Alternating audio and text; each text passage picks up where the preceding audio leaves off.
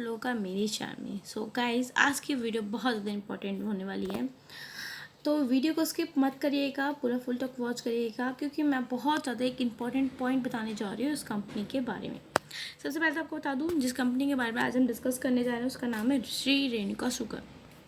Guys, Shri Renuka sugar के बारे में अगर मैं कुछ आप लोगों को बताऊं, देखिए आपको पता है कि शुगर इंडस्ट्री है एंड ये भारतीय शाखा है, जो आप कह लीजिए एथेनॉल, बायोफ्यूल हो गया आपका, और को जनरेशन की फील्ड में काम करता है। ये कंपनी ने अपने प्रोडक्शन और बिजनेस को कई सेक्टर में एक्सटेंड किया हुआ है। गाइस, मैं साथ के साथ आपको बता दूं कि प्रोडक्शन के अंदर रेणुका शुगर इंडस्ट्री लिमिटेड, जिसको आप शॉर्ट फॉर्म RSIL के नाम से जानते हैं, उनके पास मल्टीपल शुगर मिल्स हैं जो भारत में महाराष्ट्र, कर्नाटक और उत्तर प्रदेश में स्थित है। इन मिल्स में शुगर, एथेनॉल, बायोफ्यूल और को जनरेशन की प्रोडक्शन होती है। गैस, अगर मैं साथ के साथ इसके अंदर डाइवर्सिफिकेशन की बात करूं, तो देखिए कंपनी ने अपनी प्रोडक्शन के क्षेत्र को शुगर से बियॉन्ड एक्सटेंड किया है, जिसमें आप कह लीजिए एथेनॉल हो गया, बायोफ्यूल और को जनरेशन जैसे सेक्टर्स में भी अपना प्रेजेंस बढ़ाया है। एथेनॉल सेक्टर की भूमिका में अगर बात की जाए रेणुका की, तो guys Renuka sugar industry limited का एक एथेनॉल सेक्टर में एक बहुत ज़्यादा इम्पॉर्टेंट महत्वपूर्ण भूमिका है। एथेनॉल एक रिन्यूएबल, जो कि नहीं होता बिना पॉल्यूशन वाला, रिन्यूएबल फ्यूल है, जो प्राथमिक रूप से आपके कहिए कि मेष के कणों से बनता है। जो मेष होती है ना, उसके कणों से बनता है एंड गन्ने की जो होती है। गैस, एंड RSIL ने मतलब रेणुका शुगर ने अपने मिल्स में एथेनॉल उत्पादन को बढ़ावा दिया है और इसमें काफ़ी उत्तरदायित्व भरा है। गैस, अगर गवर्नमेंट की पॉलिसी की बात की जाए तो भारत सरकार ने एथेनॉल ब्लेंडिंग के लिए नीतियाँ और उचित धारा तैयार की है एंड इसका मुख्य उद्देश्य है ये है कि पेट्रोल में मिलावट कम की जाए और रिन्यूएबल फ्यूल्स का उपयोग बढ़ाया जाए। गाइस, रेणुका शुगर इंडस्ट्री ने इस नीति के तहत अपने एथेनॉल उत्पादन मतलब प्रोडक्शन को बढ़ा रही है और इसमें एक महत्वपूर्ण भूमिका भी निभा रही है।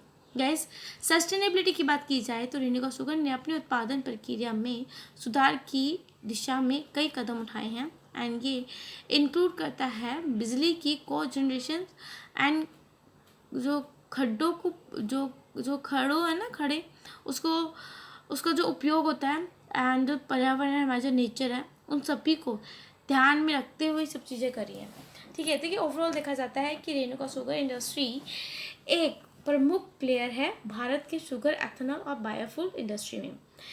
इसका एथेनॉल सेक्टर में योगदान महत्वपूर्ण है, जो देश की एनर्जी सिक्योरिटी और पर्यावरण के लिए महत्वपूर्ण है।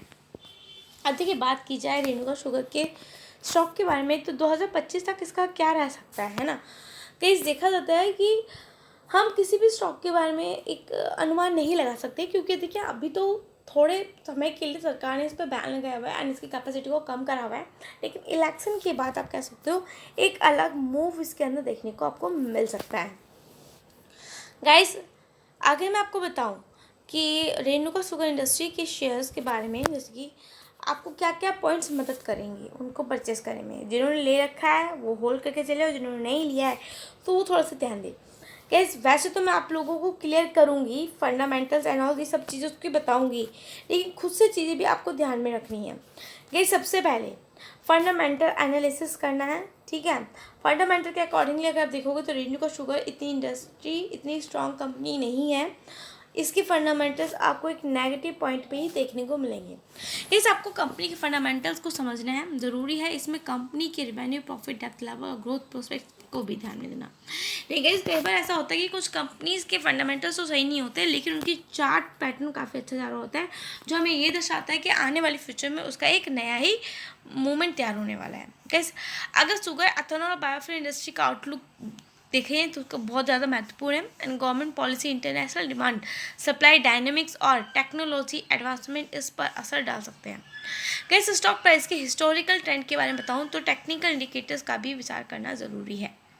ये आपको शॉर्ट टर्म प्राइस मूवमेंट के बारे में इंसाइट देता है। गाइस, देखिए शेयर मार्केट में रिस्क होता है और आपको अपने रिस्क टॉलरेशन को भी समझना पड़ेगा। आपका फाइनेंशियल गोल क्या है इसका भी विचार करना ज़रूरी है। एंड अगर आप लॉन्ग टर्म इन्वेस्टर हैं तो शॉर्ट टर्म प्राइस फ्लैक्चुएशन से ज़्यादा कंपनी के लॉन्ग टर्म ग्रोथ प्रोस्पेक्ट्स पर ध्यान देना चाहिए। ठीक है, ये चीज़ें हैं। मैं चीज़ें बताऊँ ना, देखिए स्टॉक मार्केट में फ्यूचर प्राइस मूवमेंट जो होता है एक्यूरेटली प्रिडिक्ट करना बहुत ज़्यादा मुश्किल हो जाता है। किसी भी शेयर के प्राइस के बारे में पूरी तरह से श्योर होना बहुत ज़्यादा एक इम्पॉसिबल वाली कैटेगरी के अंदर आता है। एंड किसी भी शेयर के लिए इन्वेस्टमेंट करने से पहले अच्छी तरह से उसकी रिसर्च करना बहुत ज़्यादा ज़रूरी हो जाता है। देखिए 2025 तक रेणुका शुगर इंडस्ट्री लिमिटेड के शेयर के बारे में क्या होगा, ये किसी भी व्यक्ति के बिना मतलब चीज़ें कैसे हो सकती हैं, आप कैसे सवाल कर सकते हो। तो इस चीज़ों के लिए आपको न्यूज़ में क्या चल रहा है, शुगर इंडस्ट्री से लेकर एथेनॉल में क्या चल रहा है, उसका ध्यान होना बहुत ज़्यादा ज़रूरी है। चलिए बात करते हैं स्टॉक के बारे में। कल के दिन गाइस इसके अंदर हल्का फुल्का सा मूवमेंट देखने को मिला 0.72% की। कंपनी के बात बता दूँ तो 8,000 करोड़ की कंपनी, ज़्यादा कोई बड़ा मार्केट कैप नहीं है। गाइस पिछले एक साल के अंदर अगर आप ध्यान से देखोगे तो यहाँ तो गाइस गिरावट देखने को मिलती है, लेकिन अगर आप यहाँ पर कैलकुलेट करोगे तो 2023 से लेकर 11 मई 2023 से लेकर सितंबर तक इसने 25% का रिटर्न दिया है। ठीक है, ये चीज़ क्लियर होगी। आप लगा लीजिए मई जून जुलाई अगस्त सितंबर, मतलब 5 महीने के अंदर।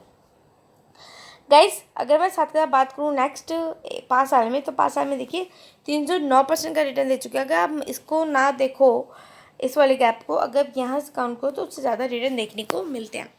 हाई गाइस इसने बनाया है, जैसे कि इसने हाई बनाया 57 रुपीज़ का। अगर किसी ने भी इससे ऊपर 57 के आसपास खरीदा तो नो डाउट गाइस होल्ड करके चलो, ये इससे ऊपर जाएगा। गाइस देखिए अगर जिसने अपने हाई को एक बार टच किया तो वो अपने हाई से एक बार जरूर होकर निकलता है। मैक्सिमम की बात की जाए तो देखिए मैक्सिमम में आपको 218% का रिटर्न देखने को मिलेगा, लेकिन एक्चुअल में बात ऐसी नहीं है। ठीक है, रिटर्न तो बनकर आ रहा है कुछ और 741% का रिटर्न, जो 2005 से लेकर 2009 मतलब 4 साल के अंदर अंदर 800% का मोटा मोटा लगा लो कंपनी ने दिया है। गाइस देखिए रेणुका शुगर, ऐसे ही मैं इसके बारे में एनालिसिस लेकर नहीं आई हूँ, जो मुझे फंडामेंटली काफ़ी सही, फंडामेंटली तो गाइस क्या बोलो, चार्ट वाइज काफ़ी ज़्यादा सही लगी है। उसका बिजनेस मॉडल काफ़ी ज़्यादा अच्छा है।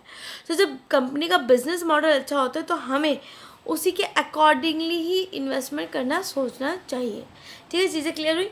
नेक्स्ट अगर देखोगे श्री रेणुका शुगर के बारे में तो आप देखिए 1995 में इनकॉर्पोरेटेड हुई थी। Ethanol generation and sales of power, sugar इन सब रिफाइनिंग से रिलेटेड है कंपनी।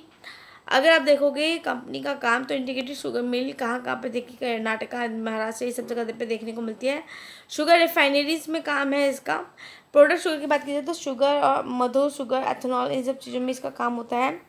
कंपनी के बारे में गाइस अगर मैं जानकारी दे दूँ तो बहुत ज़्यादा इंपॉर्टेंट ये हो जाता है कि शुगर प्रोडक्शन, अथानी का 10,000 TCD, मनोली का 10,000 TCD, हवलगा का 7,500 TCD, ये सारे नाम सबको देखने को मिलेंगे। ठीक है, इसके अंदर डिस्टिलेटरी भी कर सकते हो आप। एंड एक्सपोर्ट कंट्रीज देखिए चाइना, UAE, मलेशिया, म्यांमार, ये सब कंपनीज है, श्रीलंका, एथियोपिया। ठीक है, अब रेवेन्यू ब्रेकअप भी आप देख सकते हो। सेल्स ऑफ मैन्युफैक्चरिंग शुगर का कहाँ से रेवेन्यू आता है, 75% सेल्स से, तो एलाइड प्रोडक्ट से 15%, ये सारे आप देख सकते हैं। सेगमेंट रेवेन्यू भी आप चेक कर सकते हो, और सेगमेंट रेवेन्यू से ऊपर जो जियोग्राफिकल रेवेन्यू स्प्लिट है वो भी आप देख सकते हैं। एक्सपेंशन के लिए भी आप देख सकते हैं। ठीक है, ये चीज़ें क्लियर हो जाती हैं। ठीक है गाइस, ये चीज़ें क्लियर हो जाती है। अगर आप देखोगे मार्केट कैप, कंपनी का मार्केट कैप 8,929 का है। ठीक है, स्टॉक पी गाइस शो नहीं हो रहा कंपनी, क्योंकि बहुत ज़्यादा गिरावट के साथ चल रही है। इंडस्ट्री पी इसका देखा जाए तो 11 है। एंड अगर बात की जाए आर की, तो आर तो कोई है ही नहीं। आर आपको 9% पे देखने को मिलते हैं। EPS भी नेगेटिव में है। रिटर्न और 1 वीक देखिए गाइस, मैंने पहले बताया था मोस्ट इम्पॉर्टेंट बात क्या देखने को मिलती है कि कुछ भी प्लेज नहीं है। ठीक है, एंड सबसे पहली बात मैंने आपको बताया था कि इसके फंडामेंटल आपको ज़्यादा पॉजिटिव वे में देखने को नहीं मिलेंगे। अगर आप देखोगे तो यहाँ पर देखिए सेल्स कितनी बार इधर नेगेटिव देखने को मिली है, बड़ी है। ठीक है, इससे प्रॉफिट में तो लॉस बढ़ा है। वहीं आप यहाँ पर भी देख सकते हो क्या गिरावट देखने को मिल रही है। देखिए CGR भी आप देख सकते हैं यहाँ पर, बट यहाँ पर हमें थोड़ा CGR का अच्छा ग्रोथ देखने को मिला। तो यही चीज़ गाइस मुझे आप लोगों को समझानी है। अगर मैं मेन मोटा बात करूँ तो प्रमोटर होल्डिंग होती है, जिसमें देखिए प्रमोटर होल्डिंग्स में इसमें प्रमोटर ने एक भी होल्डिंग कम नहीं करी है और FI की तो होल्डिंग बढ़ी है। ये एक तरीके से पॉजिटिव पॉइंट साइन करता है। DI की बात करूँ तो DI की होल्डिंग हल्की सी ट्रिम हुई है। NI की बात करूँ पब्लिक की, तो पब्लिक की भी हल्की सी ट्रिम हुई है। बाकी गाइस FI की बड़ी है। तो गाइस मैं आपको ये कहूँगी कि रेणुका शुगर ये कंपनी काफ़ी ज़्यादा अच्छी है, इसको अपने डायल लेवल पे लेकर चल सकते हो एज़ फॉर द इन्वेस्टमेंट। बाकी गाइस खुद से स्टडी करो, चेक करो, देन इन्वेस्ट करो। चैनल पर नए हो तो लाइक एंड सब्सक्राइब करना मत भूलिएगा। बाय, थैंक यू, मिलेंगे नेक्स्ट वीडियो में।